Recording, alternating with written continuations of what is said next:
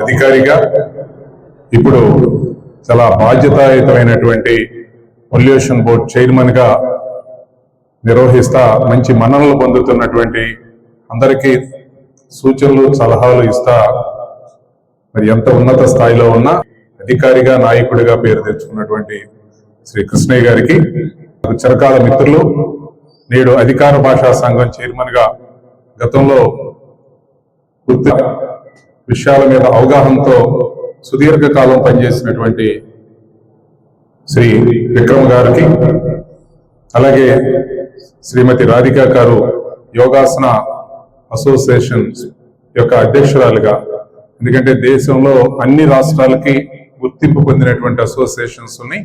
అలాగే ఈ రాష్ట్రంలో యోగాసన స్పోర్ట్స్ అసోసియేషన్ ని ప్రభుత్వం, కేంద్ర రాష్ట్ర ప్రభుత్వాలు అధికారికంగా గుర్తించి ఒక మహిళ అధ్యక్షురాలుగా ఉన్నటువంటి ఏకైక రాష్ట్రం మరి రాధిక గారికి, సోదరులు న్యాయవాది మిత్రులు సత్యనారాయణ గారికి, ఇక్కడికి విచ్చేసినటువంటి ప్రతి ఒక్కరికి పేరు పేరున నా హృదయపూర్వక నమస్కారాలు.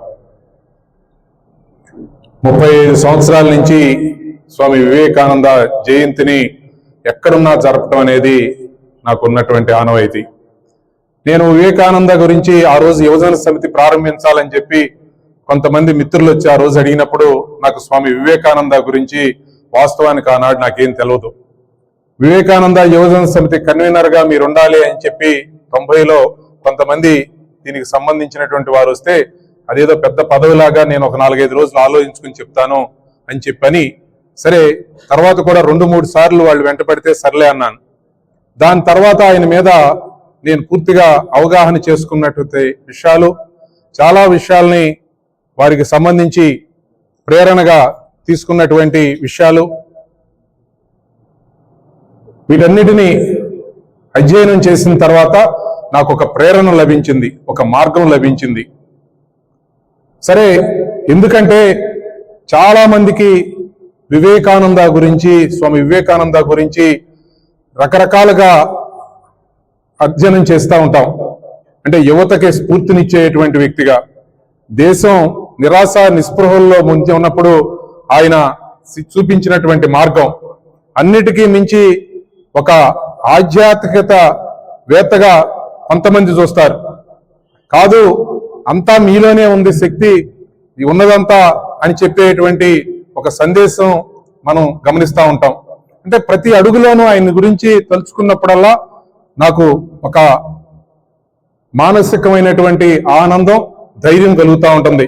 నేనే కాదు, మహాత్మా గాంధీ కూడా ఒక మాట చెప్పారు, నాకు నిరాశ నిస్పృహలు ఆవరించినప్పుడు నేను వివేకానందుని యొక్క బోధనలు చదువుతాను అని చెప్పి ఆయన చెప్పినటువంటి మాటలు. 163 సంవత్సరాలు ఈ రోజుకి, కానీ ఇప్పటికీ కూడా అంతకు మించినటువంటి ఆ యువతకి కానీ దేశానికి కానీ ఒక స్ఫూర్తిదాయకమైనటువంటి సందేశాన్ని ఇచ్చినటువంటి మొట్టమొదటి, ఇప్పటికీ కూడా ఆయన చెప్పినటువంటి మాటలే ఆదర్శం. నిజమే, వివేకానందుడు అంటే ప్రతి ఒక్కరికి గుర్తుకొచ్చేది యువకులు. యువకుల్ని తీర్చిదిద్దాలంటే వివేకానందుని యొక్క బోధనలు చదవాలి అని చెప్పి ప్రతి ఒక్కళ్ళు చెప్పేటువంటి మాటలు.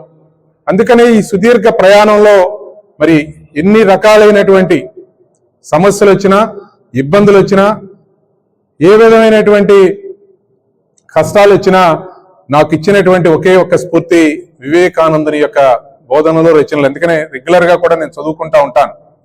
ఎందుకు మనందరము కూడా ఆయన్ని, ఇదేదో నేను చాలాసార్లు చెప్తాను, చాలా సమావేశాలు జరుగుతూ ఉంటాయి, కానీ నేను ఆత్మీయంగా ఆనందంగా జరుపుకునేటువంటి వేడుక ఏదైనా ఉందంటే వివేకానందుని యొక్క వేడుక. ఇంకా పెద్ద ఎత్తున వాస్తవానికి కార్యక్రమం నిర్వహించాల్సినటువంటి పరిస్థితుల్లో నిన్నటిదాకా వివిధ కార్యక్రమాల దృష్ట్యా బాగా ఎంతో మరి దగ్గర ఉన్నటువంటి ఆత్మీయులందరినీ కూడా పిలుచుకుని ఈరోజు ఈ కార్యక్రమాన్ని నిర్వహించుకోవడం జరుగుతూ ఉంది. ఈరోజు మరి ఇంత కార్యక్రమానికి ఎన్నో ముఖ్యమైనటువంటి కార్యక్రమాలు ఉన్నప్పటికీ కూడా వారికి ఉన్నటువంటి సమయాన్ని దీనికి సర్దుబాటు చేసుకుని ఇక్కడికి విచ్చేసినటువంటి కృష్ణయ్య గారికి కానీ, అలాగే విక్రమ గారికి కానీ నా హృదయపూర్వకమైన ఆహ్వానం పలుకుతూ ఇప్పుడు మన రాధిక గారిని మాట్లాడవలసిందిగా కోరుతా ఉన్నాను.